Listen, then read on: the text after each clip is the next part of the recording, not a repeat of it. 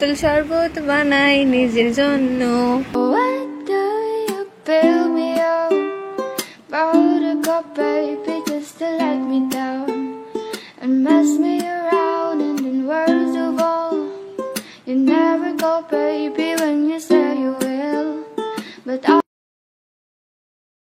Hello everyone, আসসালামু আলাইকুম। Welcome to my another study blog.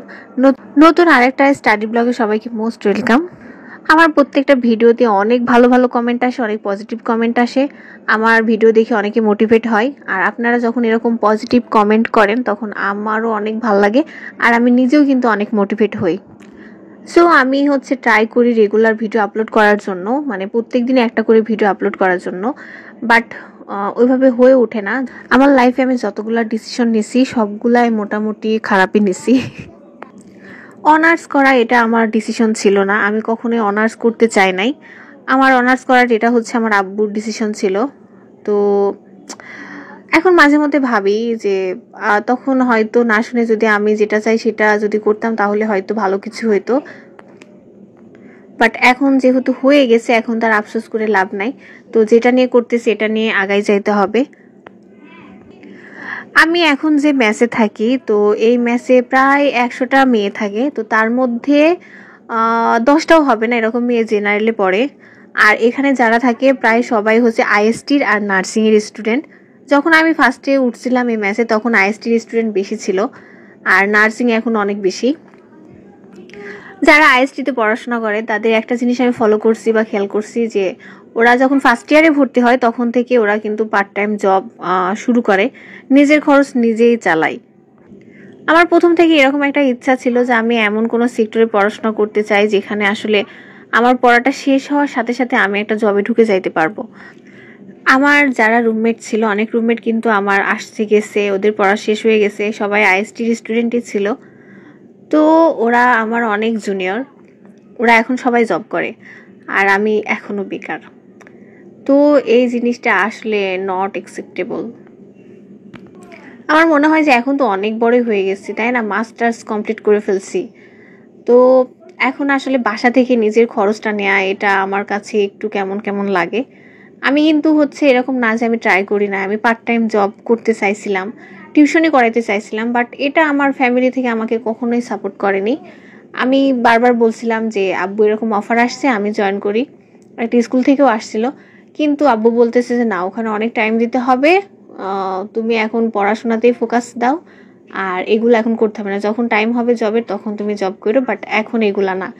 তো আমার মনে হয় যে তখন যখন আমি একাডেমিক বা পড়াশোনার মধ্যে ছিলাম, একাডেমিক লাইফে ছিলাম, তখন মনে হয়েছে যে না, ঠিকই বলছে, কারণ তখন বাসা থেকে হাত খরচ নেয় এটা আসলে ম্যাটার করতো না। বাট এখন একদমই পছন্দ হয় না, একদমই ভালো লাগে না বাসা থেকে টাকা নিতে। রাজশাহীর ওয়েদারটা আসলে অনেক বেশি কনফিউজিং, আমার থেকেও বেশি কনফিউজড এই ওয়েদার। কারণ একদিন এত বেশি গরম পড়বে মনে হবে যে আমি সিদ্ধ হয়ে গেলাম, মানে গরমে এত অতিষ্ঠ লাগে, আর আরেকদিন ঠান্ডা পড়বে আইস বানাই দিয়ে যাবে, এরকম একটা অবস্থা। শরবত বানাই নিজের জন্য, লেবু দিলাম চিনি দিলাম, ও লেবু দিব চিনি দিব বিট লবণ দিব সামান্য, বানাই জোকস অফ দ্য পার্ট। নিজের জন্যই চা বানাই, নিজের জন্যই শরবত বানাই। তো আমি এই শরবতটা বানাই, এত বেশি টেস্ট হয়, আমি নিজে খাই নিজেই পাগল হয়ে যাই, অনেক সুন্দর টেস্ট হয় সিরিয়াসলি। সো আমি একটু ব্রেক নিয়েছিলাম, তারপরে আবার পড়তে বসছি। আর এই ভিডিওটা মনে হয় আমি আগেই করে রাখছিলাম, এজন্য আমি নিজেই কনফিউজড যে আসলে কি বলবো, বুঝতে পারছিলাম না। তো এখন একটু কমেন্টে রিপ্লাই করি, অনেক অনেক কমেন্ট আসে, আমি সবগুলা কমেন্টের অ্যান্সার করার ট্রাই করি, বাট ওইভাবে কমেন্টের রিপ্লাই করতে গেলে তো আমি অনেক সময় নষ্ট করে ফেলবো, যার কারণে আসলে যেগুলা রিপ্লাই করার মনে হয়েছে যে এখন দরকার সেগুলো আমি রিপ্লাই করে দিই সাথে সাথেই। সো আমি কোন কোন বই পড়ি এটা অনেকেই জানতে চাইছে। এই ভিডিওটা, এরকম ভিডিও কিন্তু আমার বুক লিস্টের ভিডিও আমি আগেই দিয়ে রাখছি আমার চ্যানেলে। তো যারা খুঁজে পাচ্ছে না তাদের জন্য একটু শর্ট করে বলে দিই আসলে কোনটা কোনটা পড়তেছি। তো ফার্স্টে ম্যাথের জন্যে আমি ম্যাথ বইটা কিনছিলাম যখন আমি অনার্স থার্ড ইয়ারে তখন। সো এক ফ্রেন্ডের কথা শুনে আমি সায়েন্সের ম্যাথটা কিনছিলাম। এখন অবশ্য সায়েন্সের ম্যাথ দিয়েই করতেছি, কারণ আমার মনে হয় যে বেশি বেশি বই কেনার থেকে এখন যেটা আছে সেটা আগে শেষ করি, দেন আমি অন্য কোনো বই কিনবো। সো আমি সায়েন্সটাই এখন করতেছি। খায়রুলসটাও অনেক ভালো, আর সবাই খায়রুলসটাই সাজেস্ট করে। আমার সায়েন্সটা শেষ হলে তারপর আমি হয়তো খায়রুলসের ওই বইটা কিনবো। ইংলিশের জন্য মাস্টার্স বই, এটা তো সবাই বলে। আর হচ্ছে আরেকটা আছে ইংলিশ ফর কম্পিটিটিভ এক্সাম, এটাও ভালো। তো আমি হচ্ছে আপনাদের যেটা আসলে ভালো লাগবে ওইটাই কিনবেন। তারপরে একটা ডাইজেস্ট আছে যেটা হচ্ছে ওরাকলের, আমার কোচিং থেকে এটা দিছে। কোচিংয়ের শিটগুলো আছে যেগুলো আমি ফলো করি। আইসিটির জন্য ইজি কম্পিউটার ও তথ্য প্রযুক্তি, এই বইটা পড়তেছি। আন্তর্জাতিক হচ্ছে জর্জ MP3-র। আর জব সলিউশন আছে।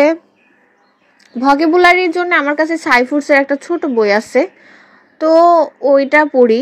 বাট আমার কাছে আমি হয়তো আরও কিনবো, এখন তো আপাতত এটা পড়তেছি।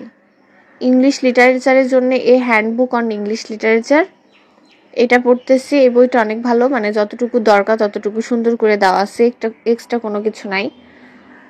মডেল টেস্ট কিনছি একটা, সেটা হচ্ছে প্রিসেপ্টরসের মডেল টেস্ট। আর কি বাংলার জন্য হচ্ছে অগ্রদূত পড়ি এটা। আর হচ্ছে বাংলাদেশের বিষয়বলির জন্য MP3 বইটা দেখতেছি। বাংলা ব্যাকরণের জন্য হচ্ছে 9-10-এর যে বোর্ড বই, সেটা অবশ্যই নতুনটা পড়তে হবে। আমার কাছে দুইটাই আছে।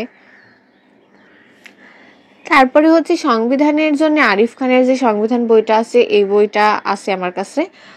যদিও আমি হচ্ছে ওইভাবে এখনো ডিটেলসে পড়ি নাই, কারণ ওখানে এত ব্যাখ্যা করে দেওয়া আছে, যখন কেউ বুঝতে পারবে না তখন ওই বইটা দেখে পড়লে ওইটা সহজেই বোঝা যাবে। আর হুমায়ুন আজাদের লাল নীল দীপাবলি, এটা তো সবার কাছে থাকে। এখন পর্যন্ত আমার পড়া হয়েছে 2 ঘন্টা 35 মিনিট, আর এখন বাজে হচ্ছে 10টা 4। আমি এখন একটু ব্রেক নিব। আর আমি ম্যাথও করছি, আর সকালে কিন্তু আমি একটা লাইভও করছি। তো ব্রেকের পরেও আসলে আমি ম্যাথ নিয়ে বসবো।